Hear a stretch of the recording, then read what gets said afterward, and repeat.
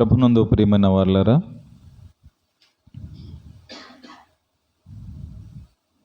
ఈ యొక్క ఆదివారపు దినమున సాయంకాల సమయంలో ఈ యొక్క రెండవ ఆరాధనలో సంఘముగా కూడి ఆత్మ సంబంధమైన విషయాలు తెలుసుకోవటానికి ప్రభు మనకి ఇచ్చిన ఈ చక్కని అవకాశం బట్టి ఆయనకు కృతజ్ఞతలు. సంగమా, కాలము కొంచెంగానే ఉన్నది కాబట్టి దేవుని పనిని విరివిగా ఇష్టముతో ఎక్కువగా కష్టపడి పనిచేసే మనసును తెచ్చుకోమని కోరుతా ఉన్నాను. ఒక రోజు దాటి నెక్స్ట్ డేకి మనం వెళ్తున్నామనంటే మరణానికి దగ్గరవుతున్నామనే విషయం మర్చిపోకూడదు. చావుకు దగ్గరవుతున్నాము కాబట్టి ఎక్కువగా దేవుని పని చేయాలనేటటువంటి ఆలోచనను సంఘం కలిగి ఉండాలని కోరుతా ఉన్నాను.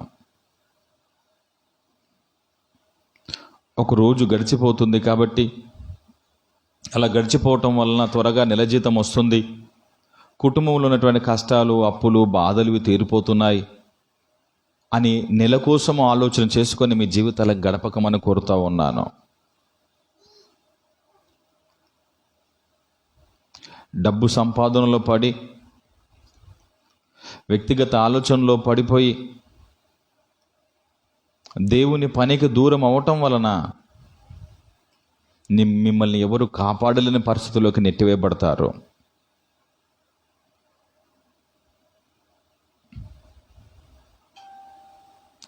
మీకున్నటువంటి సమయాన్ని ఉపయోగించుకొని దేవుని పనిలో గొప్పగా ఉండాలని కోరుతా ఉన్నాను.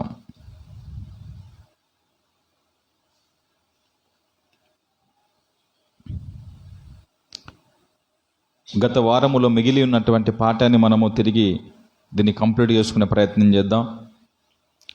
సాతాను పాపము చేసినప్పుడే దేవుడు హతము చేసి ఉంటే మనిషి పాపములో పడేవాడే కాదు కదా, అంతటికి కారణము దేవుడేనా అనేటటువంటి ఈ ప్రశ్నకి దేవుని పట్లను, బైబిల్ పట్లను తప్పుడు ఉద్దేశము, తప్పుడు భావం కలిగి ఉన్నటువంటి వ్యక్తులు వేసినటువంటి ఈ ప్రశ్నని వాక్య ఆధారాలతో అజ్ఞానులైనటువంటి వారికి జ్ఞానాన్ని ఇవ్వటానికి ప్రభు మనకి ఒక అవకాశం కలిగించాడు.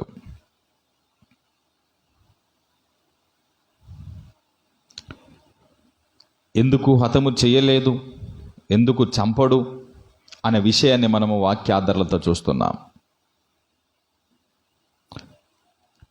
ఈ సృష్టి నిర్మాణానికి ప్రధానమైనటువంటి కారకుడు తండ్రి. తండ్రి తన కుమారుని ద్వారా సమస్తాన్ని చేయించాడు. తన యొక్క ఆలోచన అంతా కూడా కుమారునితో పంచుకున్నాడు. తన ఇద్దరు కుమారులు ఈ సృష్టి నిర్మాణములో ఎంతగానో ప్రయాసపడ్డారు. అంత తండ్రి నిర్ణయం ప్రకారమే జరిగింది, అంత తండ్రి ఆలోచన ప్రకారమే జరిగింది. రోమిలికి రాసినటువంటి పత్రిక 11వ అధ్యాయము 33 నుండి 36 మాటల్ని మనం చూడగలిగితే, రోమిలికి రాసినటువంటి పత్రిక 11వ అధ్యాయము 33 నుండి 36 వచనాలు మనం చూడగలిగితే, ఆహా దేవుని బుద్ధి జ్ఞానముల బాహుల్యము, దేవుని బుద్ధి జ్ఞానముల బాహుల్యము ఎంతో గంభీరము. ఆయన తీర్పులు, ఆహా దేవుని బుద్ధి జ్ఞానములు ఎంతో గంభీర్యములు. ఆయన తీర్పులు శోధింపనెంతో ఆశక్యములు. ఆయన మార్గములు ఎంతో అగమ్యములు. ప్రభు మనసును ఎరిగిన వాడెవడు? జాగ్రత్తగా వినండి. ప్రభు మనసు ఎరిగిన వాడు ఎవడు? ఆయనకు ఆలోచన చెప్పిన వాడెవడు? ఆలోచన చెప్పేటటువంటి వాడెవడు? ముందుగా ఆయనకిచ్చి ప్రతిఫలము పొందగల వాడెవడు?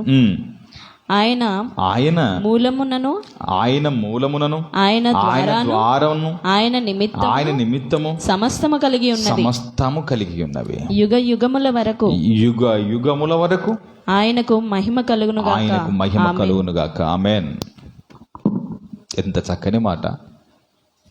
దేవుని యొక్క బుద్ధి జ్ఞానములు బాహుల్యము ఎంతో గంభీరము. ఆయన మార్గములు అగమ్యములు. ప్రభువు మనసు ఎరిగినవాడు ఎవడు అసలు? సమస్తము ఆయన నిమిత్తము, ఆయన ద్వారాను ఆయన నిమిత్తము సమస్తం కలిగినది. ఆయనకు ఆలోచన చెప్పేవాడు ఎవరండి? మానవుడు ఏదైతే చూస్తున్నాడో, మానవుడు ఈ యొక్క సృష్టిలో ఏదైతే చూస్తున్నాడో అది 100%లో ఒక 5% మాత్రమే చూడగలుగుతున్నాడు. ఇంకా తక్కువ చూడగలుగుతున్నాడు. తన కన్నులతో చూస్తున్నది, తన చెవుతో వింటున్నది, తన చేతులతో లేదా శరీరంతో స్పర్శిస్తున్నది, ఇది కొంతవరకు మాత్రమే. ఒక 100%లో 5% కంటే కూడా తక్కువ భాగమే, తక్కువ శాతమే ఈ మానవులు చూస్తున్నది వింటున్నదంతా కూడా. అనగా కనబడినది ఇంకెంతో ఉంది. కనబడినది ఇంకెంతో ఉంది. ఈ కనిపించిన దానిని మనుషులు దాన్ని చదివి అర్థం చేసుకొని దానికి వారు మేధావులుగా జ్ఞానులుగా పిలువబడితే ఆ 5%లో తెలుసుకున్నది కొంత. ఆ కొంత దానికే వానికి అంత పేరు, అంత బిరుదు వస్తే ఈ సర్వాన్ని కలగజేసిన ఆ తండ్రికి ఏమి ఇవ్వగలుగుతావు? ఏ బిరుదు ఇవ్వగలుగుతావు? ఆయనకు ఏ పేరు పెట్టగలుగుతావు? ఆయన ఎంతో గొప్పవాడు. కనులతో చూస్తున్నటువంటి ఈ మనిషి తిరిగి దేవునిని ప్రశ్నించగలిగే స్థాయికి వెళ్ళిపోయాడు అనంటే అది అజ్ఞానం కాదంటారా? అది అజ్ఞానం కాదంటారా? నీకు పరిపూర్ణంగా తెలిసినప్పుడు, ఆ పరిపూర్ణంగా నీకు 100% తెలిసినప్పుడు, ఆ 100%లో తప్పుగా ఉన్నప్పుడు నువ్వు ప్రశ్నిస్తే అర్థం ఉంది. అసలు నీకు ఏం తెలియని దానిని నువ్వు ఎలా ప్రశ్నించగలుగుతావు? నేను నేర్చుకోవాలనుకుంటున్నాను కాబట్టి ప్రశ్నిస్తున్నానంటే అర్థం ఉంది, కానీ నాకు తెలుసు అనేటటువంటి ఉద్దేశంతో ప్రశ్నించటము పొరపాటు. ఇదంతా కూడా అజ్ఞానము. జ్ఞాని అనుకుంటున్నటువంటి ఆ మనిషి యొక్క అజ్ఞానంతనం ఇదంతా కూడా. ఆయనకు ఆలోచన ఎవడు చెప్తాడు? ఆయనను ఎవరు ప్రశ్నించగలుగుతారు? ఇది బాగలేదు అని దేవునికి ఎవడు చెప్పగలుగుతాడండి? నువ్వు ఆ చెప్పగలిగే స్థాయికి వెళ్ళగలిగినావు అనంటే నువ్వు అతనికంటే గొప్పోడై ఉండాలి. కానీ అది సాధ్యం కాదే. దేవుడే తప్పు చేశాడనటానికి, దేవుడు పొరపాటు చేశాడనటానికి ఈ అజ్ఞానంతో ఉన్నటువంటి మనిషికి ఇన్ని గుండెలు. దేవుడు ఎప్పుడు పొరపాటు చేయడు. నీకు అర్థం కాకపోవటం వలన, దేవుడు అర్థం కాకపోవటం వలన, ఆయన చేసినటువంటి ఈ విశ్వం, ఈ సృష్టి అర్థం కాకపోవటం వలన అజ్ఞానంలో నీవు అజ్ఞానిగా నువ్వు అడుగుతున్నటువంటి ప్రశ్నలు ఇవన్నీ కూడా. ఎందుకు చంపలేదు దేవుడు? అపవాదిని అనగా ఆ రోజు పాపం చేసినటువంటి ఆ దేవదూతని ఆ రోజున దేవుడు హతం చేసి ఉంటే, చంపి ఉంటే ఈరోజు మనిషి అనేవాడు పాపంలో పడేవాడు కాదు కదా అనేటటువంటి అజ్ఞానమైనటువంటి ప్రశ్న. ఇదిగో జ్ఞాన గ్రంథమైన బైబిల్ చెబుతున్నటువంటి సమాధానం. అజ్ఞానులకు మనోనేత్రాలు తెలియబరచాలి, వెలిగించేలా, వెలుగబడేలా. ఇదిగో బైబిల్ ఇస్తున్నటువంటి సమాధానం. నోరు మూసుకొని కాముగా కూర్చొని నేర్చుకోవాలి, వినాలి దేవుని మాటల్ని.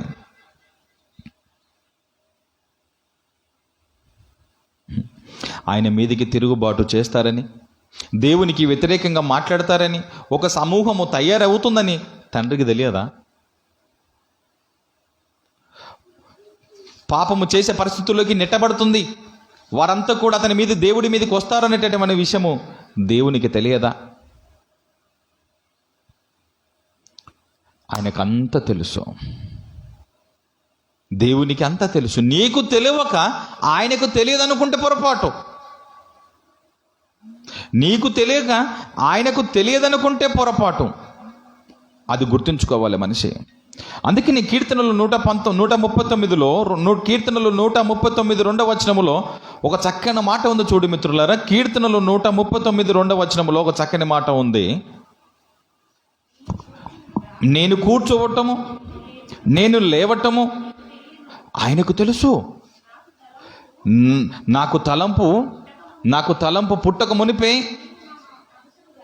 నువ్వు నా మనసు గ్రహించేశావు. నీవు నా మనసు గ్రహించేశావు. ఇంకా పరిశీలిస్తున్నావు. చేసి నీకు తెలుసు నేను ఏం చేస్తాననేది కంప్లీట్గా తెలుసు. తెలుసుకుని ఉన్నావు.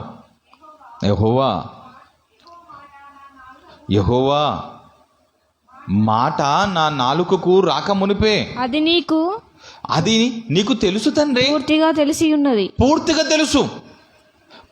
తెలుసు దేవునికి. ఒక మనిషి ఏమి మాట్లాడబోతాడు, ఆ మాట ఆలోచనకు వచ్చి నాలుక నుంచి పలకక మునిపి ఇవన్నీ కూడా దేవుడికి తెలుసు. ముందే నువ్వేం మాట్లాడుతున్నావు, నువ్వేం ఆలోచన చేయబోతున్నావు అనే విషయం మనుషులుగా గుర్తించకపోవచ్చు, మనిషిగా నువ్వు గ్రహించకపోవచ్చు. మాట నాలుకకు రాక మునిపే అది నీకు తెలుసు. దేవునికి భవిష్యత్తు తెలుసు. భవిష్యత్తును ఎరిగిన వాడు ఒక మనిషి జీవితం ముగింపు ఎలా ఉండబోతుందో కూడా తండ్రికి తెలుసు.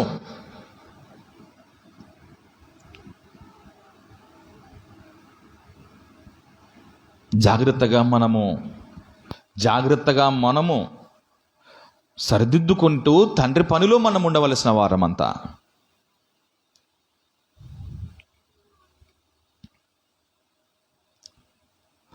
దేవుడు ఎందుకు అపవాదిని చంపలేదండి? ఎందుకు అతన్ని చంపకుండా వదిలిపెట్టాడండి అనంటే ఆయన ఉద్దేశము చంపాలని కాదు. దేవుని ఉద్దేశము అపవాదిని, అతని అనుచరులను చంపాలని కాదండి. ఆయన ఉద్దేశము వారిని బంధించేసేయాలి, వారిని చెరసాలలో వేసి బంధించాలి. చంపాలనుకోవటం నీ మనసు, నీ ఆలోచన, కానీ ఆయన బంధించాలనుకుంటున్నాడు. బంధించాలనుకున్న దానికి కూడా కారణాలు ఉన్నాయి.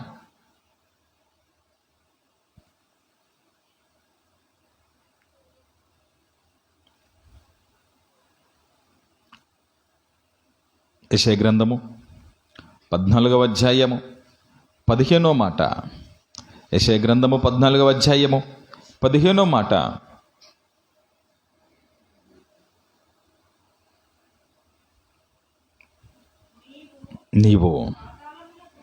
నీవు పాతాళమునకు నరకములో ఒక మూలకు త్రోసివేయబడితివే. పాతాళములో నరకములో ఒక మూలకు త్రోసివేయబడ్డావు.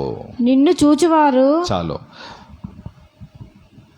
పాతాళములో నరకముంది, అందులో ఒక మూలకు త్రోయబడ్డావు.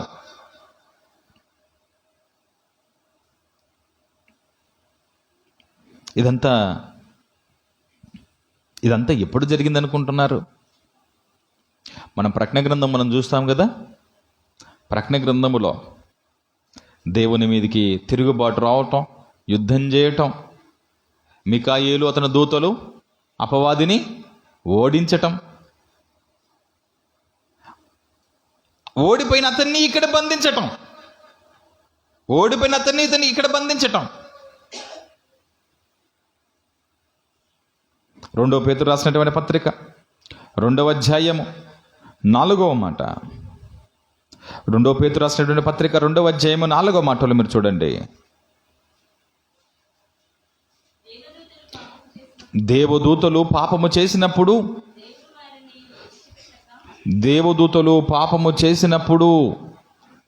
దేవుడు వారిని విడిచిపెట్టలేదండి.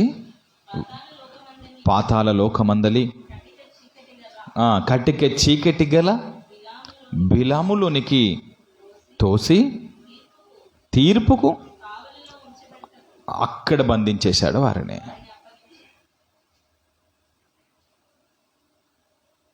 పాపము చేసినప్పుడు వారిని బంధించాడు. పాపము చేసినప్పుడు వారిని బంధించాడు. దేవదూతలు ఇలా దేవుని పైకి తిరుగుబాటు చేస్తారని, వీరు పాపము చేస్తారనే విషయము దేవునికి తెలియదా అనంటే తెలుసు. ఆయనకి భవిష్యత్ జ్ఞాని అయినా ఈ సృష్టి ప్రారంభము, ఈ సృష్టి ముగింపు కూడా ఎలా ఉంటుందో తండ్రికి ముందే తెలుసండి. అంత తెలుసు ఆయనకి, అంత తెలుసు. మనిషిగా మనకు తెలియదంతే, ఆయనకంత తెలుసు. ఈ లోకం ఎలా ముగిసిపోతుంది, ఒక మనిషి యొక్క ఆయుష్ ఎక్కడి వరకు, ఎంతవరకు, ఎలా మరణించబోతున్నాడు, ఇదంతా కూడా దేవునికి స్పష్టమే, మనకు తెలియదు. ఇందులో ఇక్కడ కూర్చున్న మనమంతా కూడా హాయిగానే ఉంటాము, బాగానే ఉంటాము. కానీ ఇందులో కూర్చున్న వారి జీవితము ఏడ ముగుస్తుందో, ఎప్పుడు ముగుస్తుందో తండ్రికి తెలుసు. తెలియక మనం ఆనందంగా కూర్చొని వింటున్నాం అంతే. ఎక్కడ నీ జీవితము, ఎక్కడ నీకు పులి స్టాప్ పడుతుందో తెలుసు ఆయనకి తెలుసు.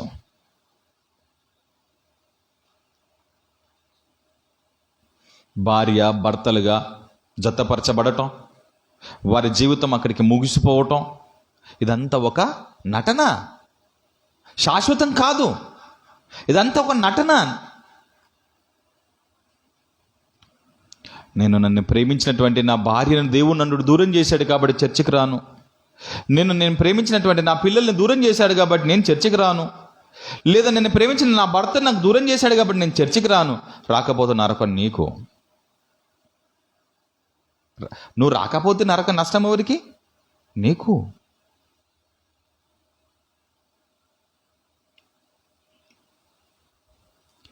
దేవుని పైన అలగటమా? దేవుడు నీకు ఊపిరి పోసింది, దేవుడు నీకు భూమిపై పంపించింది ఈ బంధాలు, బంధుత్వాలతో నీ బందివై ఉండాలని కాదు.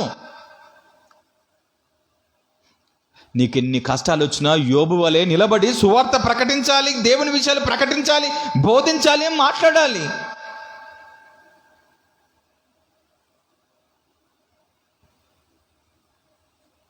ఆయన ఒక మాట అంటాడు, యెహోవా ఇచ్చెను తీసుకున్నాడండి, తీసుకున్నాడు. ఆయన ఇచ్చాడని తీసుకున్నాడు. ఆయనదంతా. పిల్లలందరూ వెళ్ళిపోయారు, ఆస్తి అంతా పోయింది. ఎవరు బ్రతకలేరు కదా. ఒకడు వార్త తీసుకొని వస్తున్నాడు, వార్తలు మోసుకొని వస్తున్నారు అతని యొద్దకి. మీ కుమారుడు చనిపోయాడు, మీ కుమార్తె చనిపోయింది, నీ ఆస్తి అంతా పోయింది. ఎక్కడైనా విశ్వాసాన్ని తాను కోల్పోయినట్టు కనబడుతుందా బైబిల్లో మనకి? భయంకరమైనటువంటి జబ్బుతో, రోగముతో కూర్చొని ఆ బాధను భరించలేక గోక్కుంటున్నాడే.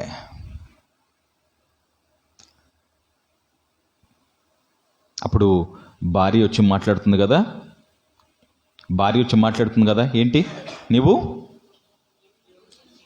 దేవుని దూషించి మరణము కమ్ము. ఇక్కడ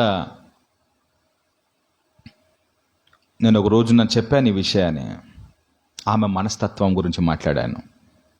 యోబు గారి భార్య ఎందుకు ఆ మాట అనగలిగింది? దగ్గరగా ఉండి అతని సమస్యను చూస్తుంది. కుటుంబంలో ఉన్నటువంటి వారు చనిపోయారు. ఇతనికి జబ్బును పరిశీలిస్తుంది. అతడు పడుతున్న బాధను గ్రహించింది. అతనికి దీని నుంచి ఉపశమనం కలిగించుకోవటం కోసమే నువ్వు త్వరగా మరణించు, నువ్వు బాధపడుతున్నావు. దీన్ని ప్రపంచం అంతా ఎలా తీసుకుంది తెలుసా? ఆమె దేవుడంటే ఇది కాదు, ఆమె ఒక మూర్ఖురాలు, ఆమె పాపి అని తీసుకుంది. కాదు, అతడు పడుతున్న ఆ బాధని, కష్టాన్ని చూస్తుంది, కళ్ళారా చూస్తుంది. పిల్లల్ని కోల్పోయిన తల్లి, భర్త బాధలున్నాడు. అప్పుడు ఏం మాట్లాడాలి? ఇంత భయంకరమైన పరిస్థితులకు కుటుంబం నెట్టబడితే ఆ బాధను, భర్త పడుతున్న బాధను చూడలేక, అయ్యా నీకు ఇట్లన్నా చావు వస్తుందేమో, ఇట్లన్నా నీకు ఉపశమనము కలుగుతాదేమో అనే ఉద్దేశముతో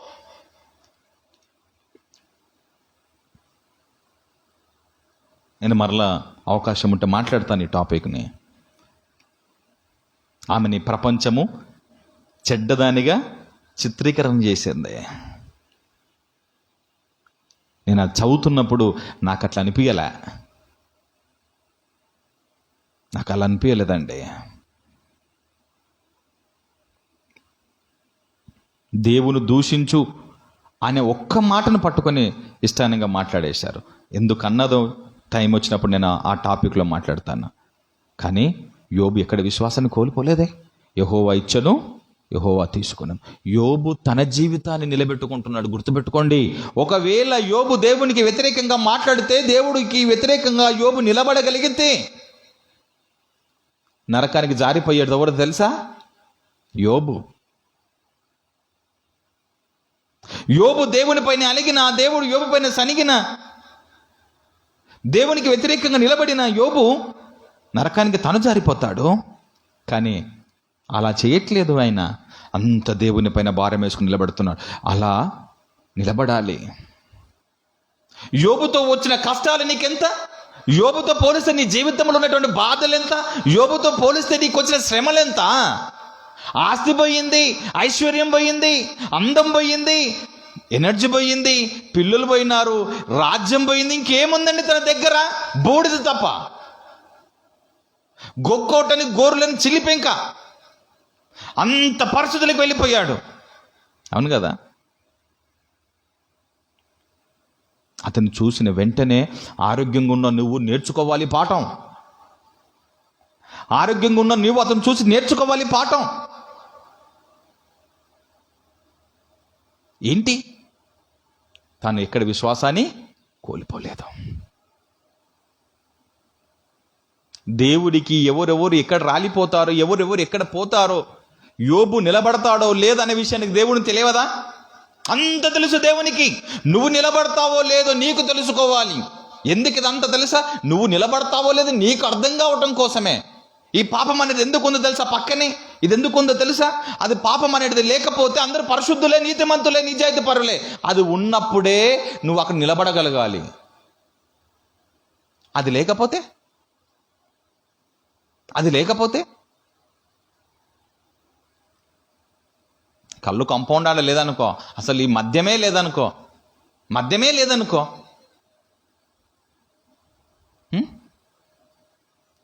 కళ్ళు కంపౌండ్ ఇలా దాటిపోతుంటారు. అదే లేకపోతే ఆడ అందరు పరిశుద్ధులే. అది ఉన్నప్పుడే నువ్వు దాటుకొని రాగలగాలి. అది దాటుకొని నువ్వు రావాలి. నువ్వు దాటుకొని వస్తావో రావో అనేది ఎవరు తెలియాలి? అది నీకు తెలియపరచబడటం కోసం ఆడుంది. అది దేవుడికి కాదు. మన స్వభావము మనకు అర్థం కావటం కొరకు ఇది ఉంది పాపం అనేది. నాకు దేవుడు ఎట్లెందుకు చేసి? దేవుడు అట్లా కాదు. నీవు పరీక్షలో విశ్వాసంలో నువ్వు నిలబడాలి. మిత్రులారా, నీ విశ్వాసం నువ్వు కాపాడుకోవాలి. గర్జించు సింహం వల్ల ఎవరు మరింగుదునని చూస్తా ఉన్నాడు. వాడు ఏటేసేస్తాడు, పట్టేస్తాడు, నరకానికి పంపించేస్తాడు.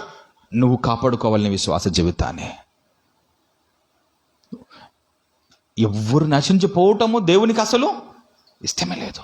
ఆయన అంత మంచివాడు. మీకు విషయం చెప్తున్నాను చూడండి. మంచి జీవితము కొనసాగుతున్న సమయములోనే నీ జీవితం అక్కడ ముగిస్తే చాలా ఉత్తమం. ఎందుకో తెలుసా? నీ ప్రవర్తన మంచిగా ఉంటున్న సమయంలోనే నీ ఊపిరి ఆగిపోతేనే ఉత్తమం. ఎందుకో తెలుసా? పరలోకానికి నీకు అవకాశం ఉంది. ఎందుకో తెలుసా? నీకు ఒకవేళ ఉత్తమమైనటువంటి జీవితాన్ని కొద్ది రోజుల తర్వాత నీవు ఇస్కరేతు యూదలాగా తప్పిపోతే, చేస్తున్నారా ప్రార్థనలు? తండ్రి, నేను నీ కొరకు బ్రతుకుతున్నాను, తీసుకుంటున్నాను, తీసుకొని అడిగారు? ఎప్పుడన్నా అడిగారా? ప్రార్థన చేశారా ఎప్పుడైనా? పగలు కాపాడు, రాత్రి కాపాడు. మళ్ళీ ఉత్తయి పెట్టకు మాకు. మళ్ళా ఏం పెట్టాలి? వీళ్ళకి బంగారే కావాలి. బంగారు దేవతలు మాకు కావాలి పెట్టు. దేనికి పెట్టాలి మిమ్మల్ని కావాలని? మిత్రులారా, నేను చెబుతున్నటువంటి ఈ విషయాలు లోపల నాకు రగిలిపోయి, దేవుని పైన కసి పెరిగిపోయి, పని చేయాలనేటువంటి కసి పెరిగిపోయి, నేను ఒక్కనే పడుతున్నటువంటి ఈ బాధని మీతో పంచుకుంటే నిజంగా అందరూ పనిలో ఉంటారనే. పనికి ఆడ మగ భేదము లేదు కాబట్టి, నా తండ్రి పని కోసం ఎవరికి దక్కని అవకాశం మాకే దక్కుతుంది, మేమే చేస్తున్నామని నిబ్బరంగా ధైర్యంగా చెప్పుకునే ప్రేమ మనసు కావాలని నేను కోరుకుంటున్నాను. ఎప్పుడు నేనే చెయ్యాలా అనేటటువంటి ఆ తత్వాన్ని నేను కోరుకుంటలేదు. నా దేవుని కోసం నేనే చెయ్యాలనేటటువంటి పరితపించేటటువంటి మనసు కావాలి, ఆలోచన కావాలి. నేను వెళ్ళాలి, నేను చెయ్యాలి. అయ్యో సమయం మించిపోతుంది, ప్రార్థన ప్రారంభమవుతుంది, దేవుని మాటలు ప్రారంభమవుతాయి, పనికి ఆటంకం కాకుండా నేను ముందుండాలి. ఎవరైనా పర్వని, ఎవరైనా పెట్టని, ఇక లాస్ట్కి నేను వస్తాను. రాజులు మీరంతా రాజులు. కిరీటాలు పెట్టాలి. పని చేసేవారు మాత్రమే కావాలి. నాకు దేవుని పని చేసేవారు మాత్రమే కావాలి. పైసలు ఇచ్చేవారు అక్కర్లేదా? పని చేసేవారు కావాలి.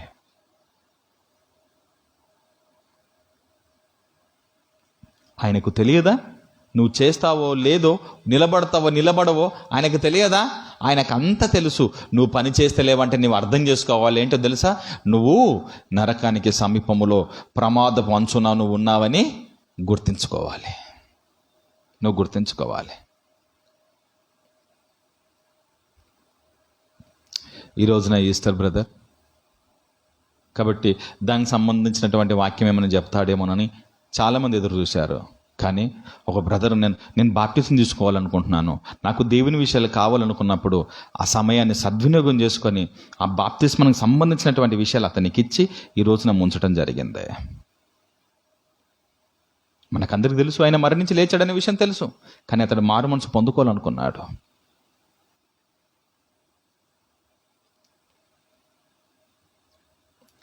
మరి అడిగి కోరుకున్నారండి కావాలని. దేవుని పిల్లారా, నీ తత్వం ఏంటి, నీ విధానం ఏంటి ఆయనకు బాగా తెలుసు. వీరు పాపము చేస్తారని దేవుడికి తెలుసు, వారు తప్పు చేస్తారని దేవుడికి తెలుసు, ఆయన మీదకి తిరుగుబాటు చేస్తారని దేవుడికి తెలుసు. అందుకని వారు పాపము చేసినప్పుడు వారిని దేవుడు బంధించెను. పాపము చేసినప్పుడు దేవుడు వారిని హతము చేసి ఉంటే మనిషి పాపంలో పడేవాడు కాదు కదా అంటే అసలు దేవుని ఉద్దేశం అది కాదు. అసలు ఇంకో విషయం చెప్తాను, జాగ్రత్తగా వినండి. ఈ యొక్క పాతాళము లేదా అపవాది ఉంటున్నటువంటి ఆ స్థలం ఎవరి కోసం సిద్ధం చేశాడు దేవుడు? ఎవరి కోసం సిద్ధం చేశాడు? మత్తయి సువార్త 25వ అధ్యాయము 41వ మాట చూడండి. 25వ అధ్యాయము 41వ మాట మీరు చూడండి. అప్పుడైన ఎడమ వైపు ఉన్నటువంటి వారిని చూసి, శపించబడినటువంటి వారలారా, నన్ను విడిచి అపవాదికిని వాని దూతలకును సిద్ధపరచబడిన నిత్యాగ్నిలోనికి పోవండి అన్నాడు.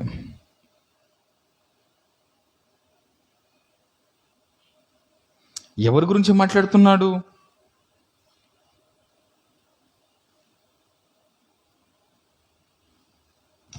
ఎవరి గురించి మాట్లాడుతున్నాడు? అపవాది గురించి చెప్తూ అక్కడ ఎవరికి ఎందుకోసమో పాతాళము చేయబడింది చెప్పాడు. ఎవరి కోసం చేశాడు చెప్పాడు, స్పష్టం చేశాడు. ఎవరి కోసం అన్నాడు? అపవాదికిని వాని దూతలకి. నరకం అనేది అపవాదికిని వాని దూతలకి. వీళ్ళు జాగ్రత్త గుర్తుపెట్టుకోండి, వీళ్ళు తిరుగుబాటు చేస్తున్నటువంటి క్రమములో వారిని తీసుకొచ్చి ఎక్కడ పడేశాడు? వారు తిరుగుబాటు అయిపోయిన తర్వాత వారిని తీసుకొచ్చి ఎక్కడ పడేశాడు? పాతాళములో, నరకములో ఒక మూలకి. వీళ్ళు తిరుగుబాటు చేసేటటువంటి క్రమము, యుద్ధం చేస్తున్నటువంటి క్రమము కంటే, ఆ ఆలోచన, ఆ జరుగుతున్నటువంటి ఆ పని కంటే ముందే వీళ్ళని బంధించాలనుకుంటే ఏది ముందు ఉండాలి? ఇప్పుడు పాతాళం అనేది ముందుగా క్రియేట్ అయి ఉండాలి, రెడీ అయి ఉండాలి. రెడీ అయితేనే వాళ్ళు అక్కడ ఉన్నటువంటి వారితో యుద్ధం చేసి వారిని తీసుకొచ్చి ఇక్కడ బంధించాలి. అంటే దేవుని ఉద్దేశం ఏంటి? ఇప్పుడు వీళ్ళు తిరుగుబాటు చేస్తారు, వీరిని తీసుకొచ్చి నేను బంధించాలి. ఆయన చంపాలనేది ఆయన ఉద్దేశం కాదు, బంధించాలనేది. వానికిని వాడు దూతలకును సిద్ధం చేయబడినటువంటి దాన్ని మత్తయి సువార్త అంత స్పష్టం చేసిందండి. అవునా కదా? అంత క్లియర్గా ఉందా లేదా? వారి కోసం సిద్ధం చేశారు. వారి కోసం ఎందుకు సిద్ధం చేశాడు? వాళ్ళు తప్పు చేస్తారు, వారిని తీసుకొచ్చి అక్కడ పడేయాలి. వారిని వెంబడిస్తున్న వారిని ఇప్పుడు ఎవరైతే ఉన్నారో వారిని కూడా అక్కడనే బంధించేస్తాడని అర్థం, పంపిస్తాడని అర్థం.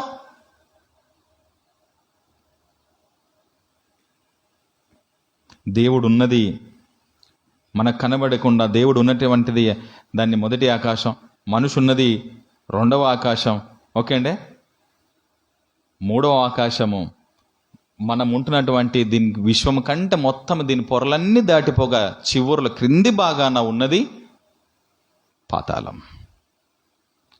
అంటే భూమి ఉన్నటువంటి ఈ విశ్వంలో కానే కాదు, మరలా ఈ పరిధులు కావు, ఈ వలయం దాటుకొని వెళ్ళిపోవలసినటువంటి పరిస్థితి. తెలిసిన విషయాలే. అనగా అక్కడ దేవుడు ముందే సిద్ధం చేశాడంటే మొదటి ఆకాశములో జరిగిన దానిని,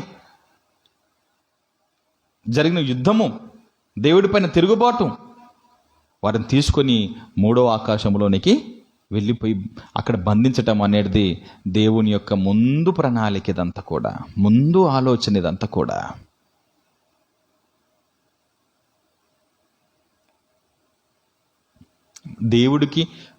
దేవుడికి తెలియదంటే ఏముంది మరి? దేవునికి తెలియదంటే ఏముందండి? ఇంకా అసలు దేవుడు ఎందుకు వారిని బంధించాలనుకున్నాడు, ఎందుకు చంపకూడదు అని అంటే ఆయనలో ఇంకొక చక్కని ఆలోచన ఉంది. ఏమిటో తెలుసా? ఒక మనిషికి అవమానము పలుమార్లు కలుగుతూ ఉంటే, అవమానం అనేది పలుమార్లు కలుగుతూ ఉంటే పరిస్థితి ఎలా ఉంటుంది? పలుమార్లు పౌరుషంగా వచ్చాడు, నేను ఇది చేస్తాను, సాధిస్తాను వచ్చావు, పలుమార్లు నీకు అవమానం కలుగుతూనే ఉంది. ఎలా ఉంటుంది పరిస్థితి సమాజంలో? ఇలా అపవాదికి చేయాలనుకున్నాడు తండ్రి, అపవాదికి చేయించాలనుకున్నాడు. అందుకే చంపదలుచుకోలేదు. ఎందుకు చంపలేదు అనేది నీ వెర్రి ప్రశ్న. ఆయన ఎందుకు చంపలేదు, ఎందుకు చంపొద్దు అనుకుంటున్నాడు?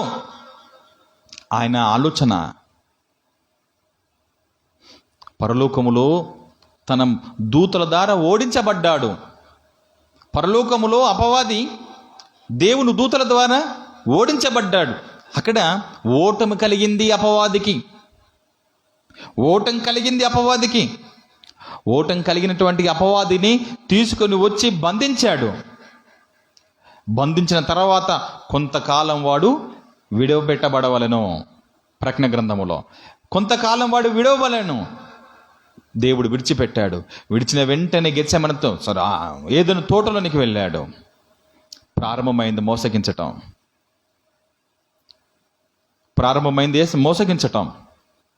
తర్వాత యేసు ఈ లోకానికి వచ్చాడు. తాను తన శిలువ మరణము ద్వారా అపవాదిని ఓడించేశాడు.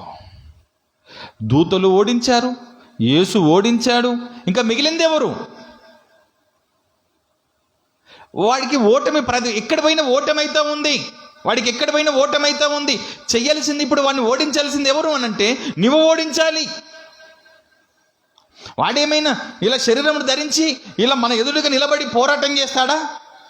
కాదే.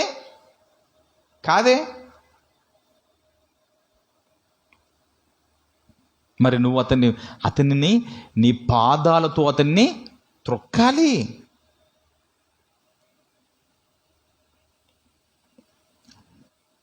రోమిలికి రాసినటువంటి పత్రిక 16వ అధ్యాయం 20వ మాట.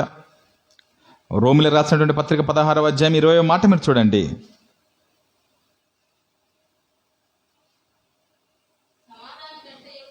సమాధానకర్తయగు దేవుడు సాతానును, దేవుని యొక్క ఆలోచన చూడండి మిత్రులారా, సాతానుని మీ కాళ్ళ క్రింద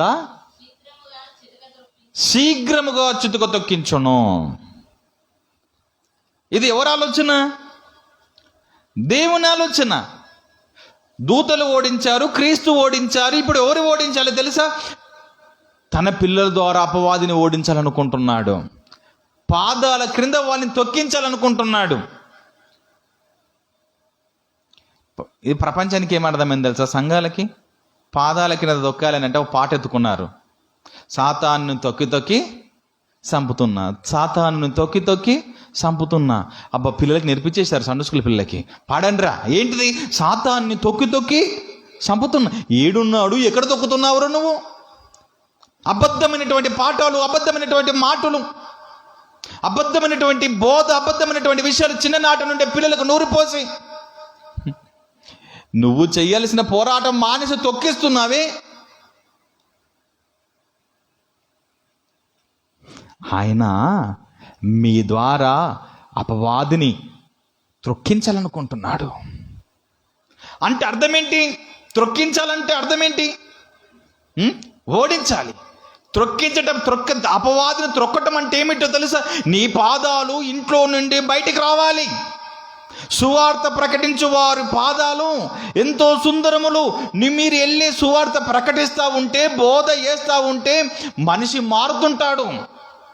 క్రీస్తును కూర్చున్నటువంటి విషయాలు, బైబిల్ కూర్చున్నటువంటి విషయాలను బోధించటం వలన ఒకడు పాపి మార్పులోనికి వస్తుంటాడు. ఇలా మార్పులోనికి రావటం అంటే అపవాదిని త్రొక్కినట్టు లెక్క. పాదాలు బయట పెట్టక త్రొక్కుమని చెబుతావా?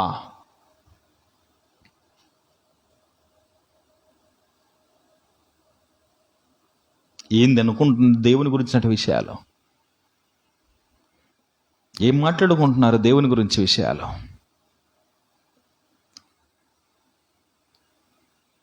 కుటుంబంలో చర్చ జరగాలి అంటున్నాను. నేను పలుమార్లు మాట్లాడుతున్నాను ఈ విషయాన్ని. కుటుంబంలో చర్చ జరగాలి. దేవుని గొప్పదనమును గూర్చి, దేవుని గూర్చి చర్చ జరగాలి కుటుంబంలో. కూర్చొని కుటుంబం అంతా ఒక నిర్ణయంలోనికి రావాలి. దేవుని పని ఎలా చేయాలి, ఆయన గొప్పతనాన్ని ఎలా ప్రకటించాలి, మనం ఇంకా దేవుని కోసం ఎలా మరణించాలి అనేటటువంటి విషయాలు నూరు పోసుకోవాలి, వంట పట్టించుకోవాలి. నాయన, ఈరోజు ఆన్లైన్ క్లాసులు బాగా విన్నావా? మంచిగా రాసుకున్నావా? ఇంట్లో కూరగాయలు ఉన్నాయా? ఈ విషయాలు ఆలోచన చేస్తున్న ప్రపంచం కుటుంబముగా నిర్ణయాలు చేసుకుంటున్నటువంటి ఈ కుటుంబాలు దేవుని గూర్చినటువంటి చర్చ జరగాలి. ప్రతిరోజు జరగాలి చర్చ.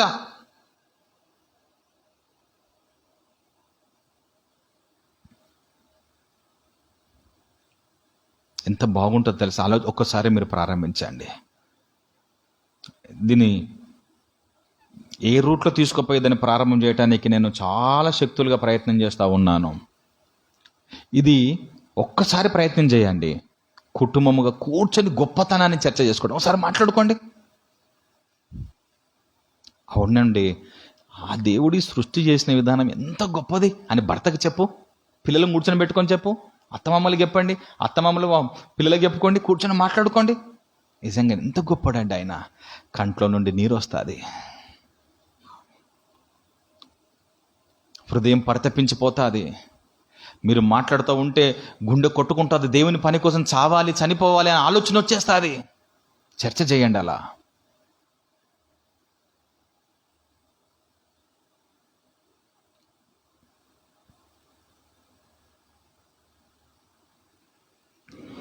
మీ పాదాల క్రింద అపవాదిని త్రొక్కించుకోవాలనుకుంటే మీరు మౌనంగా ఉంటారా? ఎందుకు చంపలేడు అపవాదిని? ఎందుకు చంపలేదు అపవాదిని అంటే మీ ద్వారా వాడిని తొక్కించాలనుకుంటున్నాడు, మీ ద్వారా వాడిని బయలుపరచాలనుకుంటున్నాడు. ఎఫెసీలకు రాసినటువంటి పత్రిక 6వ అధ్యాయం 12వ మాట. ఎఫెసీలకు రాసినటువంటి పత్రిక 6వ అధ్యాయం 12వ మాట.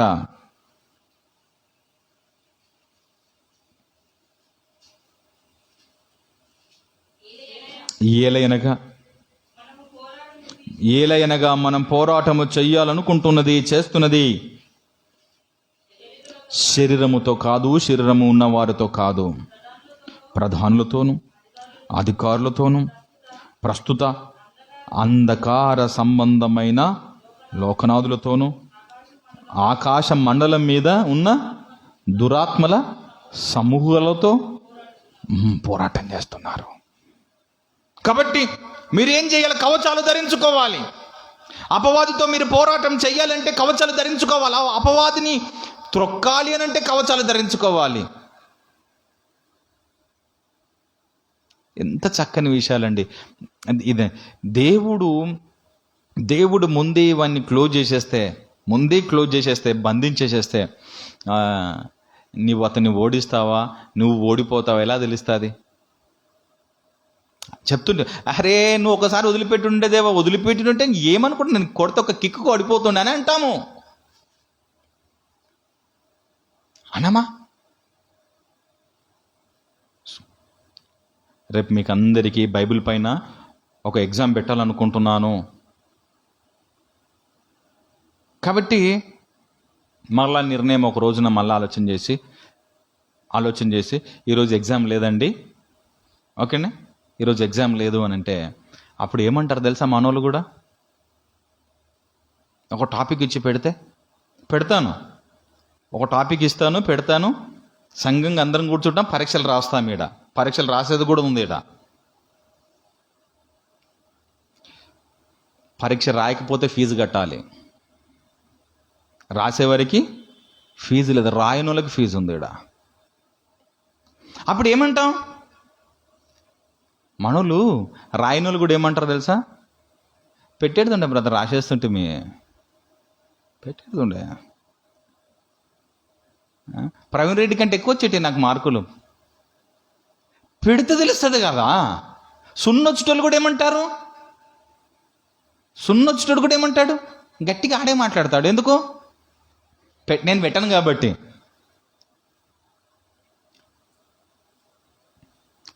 అపవాది అనేవాడు లేకపోతే అబ్బా అందరూ తోపులేనండి. పవిత్రత, పరిశుద్ధత, నీతి, నిజాయితీ, వాహా ఓహో అరే వా ఏం మాట్లాడతారు? వాడు ఉంటేనే కదా నువ్వు ఎలాంటి వాడు తెలుస్తుంది. నువ్వు గెలిచి వస్తావా, ఓడిపోయి పాతానికి వెళ్ళిపోతావా? వాడుంటేనే కదా నీకు తెలిసేది. ఓటమి జయము వాడుంటేనే. మనం అంటాం అపవాది నా నుంచి దూరం చేయి ప్రార్థనలో, నా నుంచి దూరం చేయి. నీ నుంచి దూరం చేస్తే ఏం చేస్తావు? నువ్వు అవకాశం ఇచ్చి నువ్వు ఇచ్చుకొని నువ్వు అవకాశం తీసుకొని నువ్వు దూరం చేయి. నువ్వు చేసుకో. ఎలా చేసుకుంటావు? పోరాటం చేసి చేసుకో. ఎలాంటి పోరాటం చేయాలి? లోపల నుండి వచ్చినవి మనుషుని అపవిత్రం చేస్తున్నవి నువ్వు లోపల తెచ్చి పెట్టుకున్నావు, నువ్వు దూరం చేసుకో. మరి నువ్వేం చేస్తావు? దేవుడు అంటే నేను చూస్తుంటాను, నా పని అది. నన్ను అడుగు, నీకు ఎనర్జీ ఇస్తాను. నన్ను అడుగు, నీకు శక్తినిస్తాను. నాకు మొరపెట్టు, కావలసింది నీకు ఇస్తాను. నీ పని నువ్వు చేసుకోక, నీ పోరాటాలు మీరు చేసుకోక, ఇది ఎక్కడ న్యాయం అండి? ఆయన ఎంత మంచివాడండి. పిల్లల్ని పిరికివారుగా ఆయన పెంచదలుచుకోలేదు, పోరాటము చేసే రావాలి. చివరికి యేసు కూడా అపవాదితో జరిగినటువంటి 3.5 సంవత్సరాలు తన జీవితము ఉన్నంత వరకు 33 సంవత్సరాల కాలములో ఏ చోటనైనా జారిపోయి ఉంటే యేసు కూడా లేదు పరలోకం. తెలుసా? పాపులకి పరలోకం లేదు. పాపము చేసి మారు మనసు పొందుకున్న వాడికే పరలోకం. యేసు ఏ చోట కూడా తన జీవితంలో ఎక్కడ పాపం అనేదే కనబడు. అంత నిష్టగా నిలబడ్డగలిగినాడు, అపవాదిని ఓడించగలిగినాడు, తండ్రి యొద్దకు వెళ్ళిపోయినాడు. ఆయనకు మనం మాదిరి. మీకేం మాదిరి? మనకేంటి మాదిరి? ఇవి చెప్తా ఉంటే అవి మనకి మీద జర్రలు వారినట్టు, పెయిన్లు వారినట్టు, ఇవి ఎందుకు చెప్తున్నాడు ఇట్లా అన్నట్టు ఉంటుంటుంది. వాస్తవం. నువ్వు నరకానికి జారిపోకుండా కాపాడుకోవటం కోసం చెప్పబడుతున్నటువంటి విషయాలు ఇవి. చంపే శక్తి దేవునికి లేదనంటే చంప అంటే ఏదైతే చావదో దాన్ని చంపే శక్తి దేవునికి ఉంది. ఇంకా అసాధ్యమైనది కూడా సాధ్యపరిచేటంత శక్తి దేవుడికి ఉంది. అది ఒక లెక్క.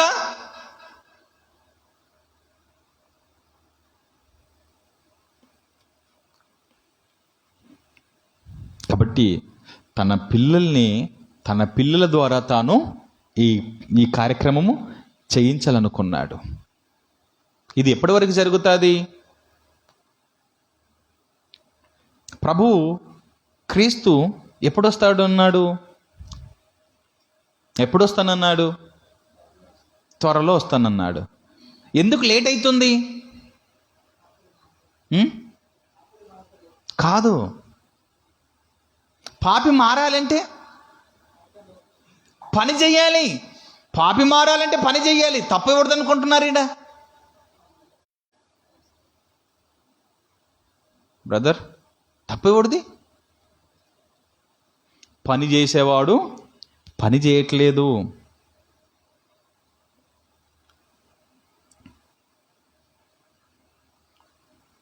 అపవాది బయలుపరచబడితేనే గాని ఆయన రాడు. అవునా కదా? స్పష్టం కదా మనకి మాట. అపవాది బయలుపరచబడాలి, అప్పటిదాకా రాడు. ఓ సందర్భంలో మాట్లాడుతూ, ఎంతకాలము భరిస్తావు, ఈ లోకానంతా వారిని లేపేయనంటే ఆయన అంటాడు ఒక మాట, ఏంటి తెలుసా? లెక్క పూర్తి అవ్వాలి. ప్రకటన గ్రంథము సహదాసుల యొక్క లెక్క పూర్తి అవ్వాలి అంటాడు.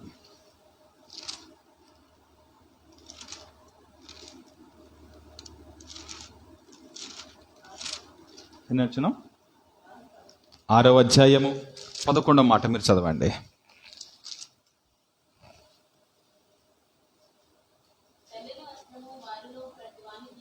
తెల్లని వస్త్రములు వారిలో ప్రతివానికి ఇయ్యబడ్డాయి, మరియు వారి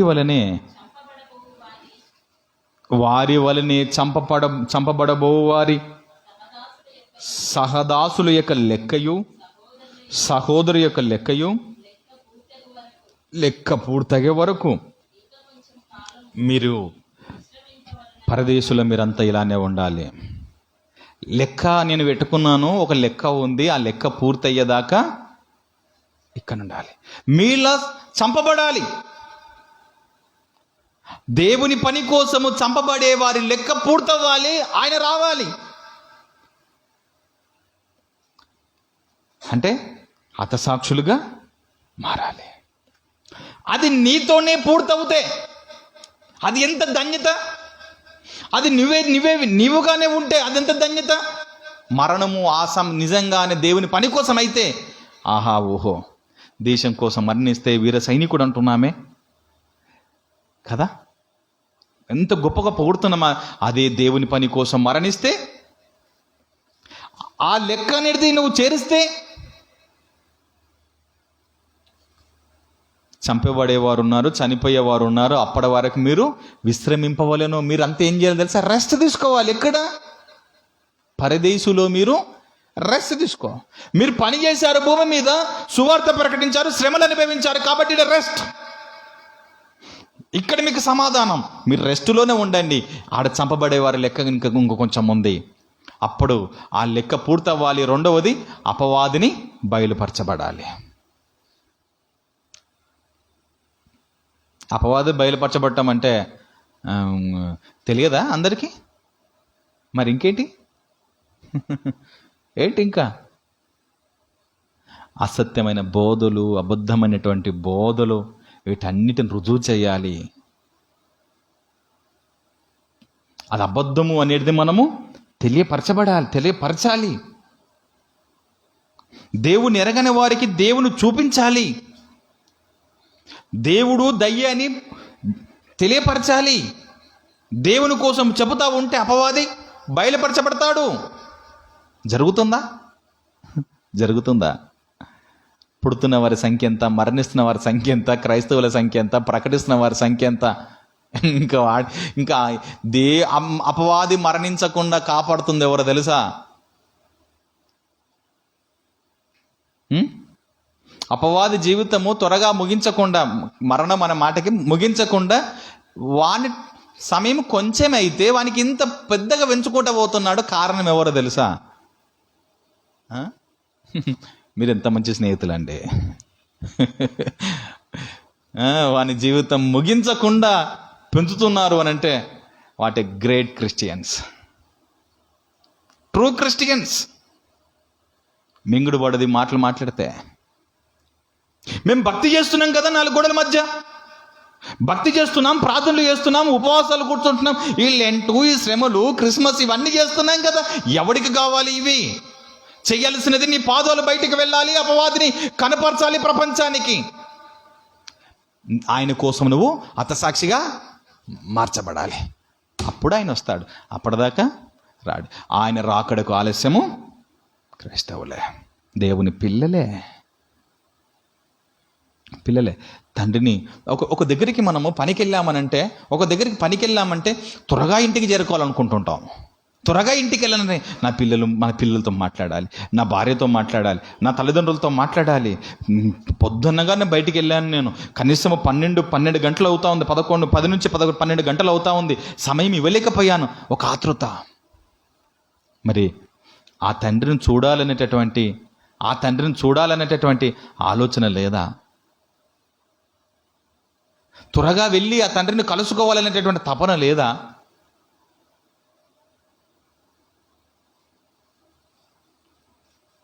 వాత వేయబడిన మీరు ఎన్ని మాట్లాడండి, కొద్దిమంది మారతారు, మిగతా వారు మారరు. మనం ఎంత చెప్పినా, యేసు చెప్తేనే ఎవరు మారారండి తెలుసా మీకు? యేసు చెప్తే ఎవరు మారారు? 100 మంది ఆయన ఎంబడొచ్చారు, చివరికి మిగిలింది 12, అందులో ఒకడు ద్రోహి. ఎంతమంది మారారు? ఆయన బోధ చేస్తేనే మారని ప్రపంచం.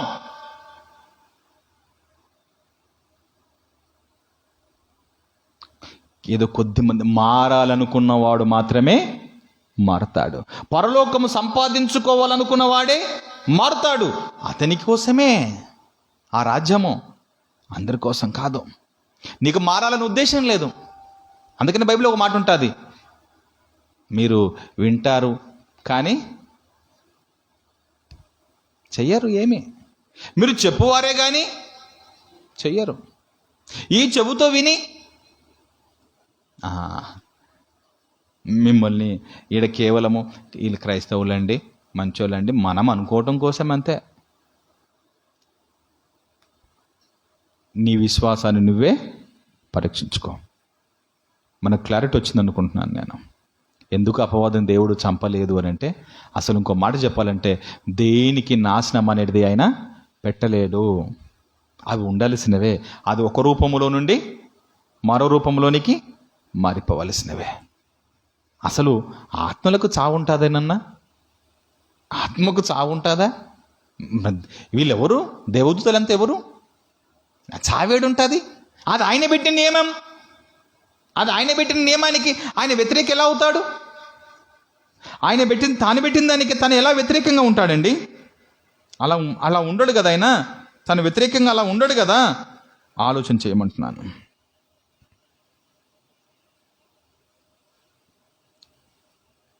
ఓకేండి. సాతాను పాపము చేసినప్పుడే దేవుడు హతము చేసి ఉంటే మనిషి పాపములో పడేవాడు కాదు కదా అని అంటే, మనిషి పాపములో పడటానికి దేవుడు అందరిని యథార్థవంతులుగా పుట్టించను, కానీ వాడే పెరిగి పెద్దవాడైతూ రకరకాల తంత్రాలు కల్పించుకొని పాపం వైపు వెళ్ళిపోతున్నాడు. చంపినుండంటే నీకు పోరాటం చేయాలని, నిలబడాలనేటువంటి ఆలోచన నీకు లేదు కాబట్టి ఇలాంటి మాటలు మాట్లాడతావు. పరీక్ష రాసే ఉద్దేశం నీకు లేదు కాబట్టి ఇలా మాట్లాడతావు. ఇప్పుడు పిల్లలకు పరీక్షలు లేవు కదా, అందరు పాస్. కరోనా వల్ల నిజానికైతే ఈ లెక్క ప్రకారం అందరూ ఫెయిల్ అవుతాడు కూడా. ఇప్పుడు ఎవడి ఇష్టం తెలుసా? కరోనా అంటే దాన్ని బట్టి ప్రేమిస్తాడు. ప్రేమించడం తెచ్చుకోవడం గురించి కాదు. అంత ఇంతో దాని పుణ్యమాని మేము బయటపడ్డాం రా బాబు, అంతే. కొంచెం సింపతన్న కనబడుతుంది కదా. పోరాటం చేసి బయటికి రావాలి నీవు. దేవుడు కారణం కాదు, మనిషిగా నువ్వు పోరాటం చేయాలి. అపవాదిని ఓడించాలి. దేవదూతలు ఓడించారు, క్రీస్తు ఓడించాడు, అపోస్తులు ఓడించారు, మొదటి శతాబ్దం క్రైస్తవులు ఓడించారు. ఈ రోజుంటున్న నీవును కూడా ఓడించాలి. నీ పాదాల క్రిందవని త్రొక్కాలి అనంటే నీ పాదాలు బయటికి వెళ్ళాలి, సువార్తను ప్రకటించాలి, అపవాది చెరలో ఒలలో పడకుండా వారిని కాపాడుతూ ఉండాలి. ఇదే అర్థం. అందుకోసమే వానికి చంపటం అనే ప్రక్రియ లేదు, ఆత్మకు చావు అనేది లేదు. కళ్ళు మూసుకుందాం, ప్రార్థన చేసుకుందాం.